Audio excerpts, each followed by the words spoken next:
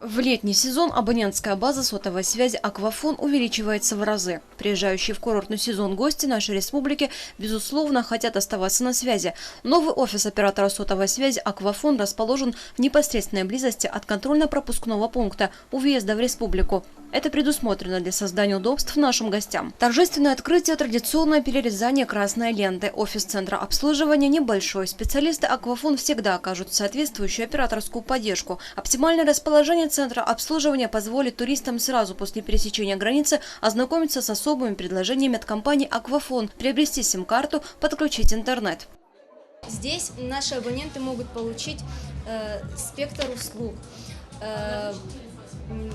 могут у нас проконсультироваться, получить различную информацию. В новом центре обслуживания и на прилегающей к нему территории организован беспроводной доступ к интернету по технологии Wi-Fi. С первых минут открытия нового офиса появились первые клиенты. Среди них не только туристы, но и местные жители. У меня утеря сим-карты, я восстановил, и мне очень приятно было. К курортному сезону разработан специальный тарифный план «Море». Для туристов, кого так радуют неописуемые красоты нашей республики, важно оставаться на связи, чтобы делиться эмоциями. Природа, у вас необыкновенная природа, горы, море, климат. Я просто влюблена, правильно говорят, страна души. Надо оставаться на связи. Хотелось бы поделиться впечатлениями со своими друзьями, со своими коллегами, да, фотографиями также.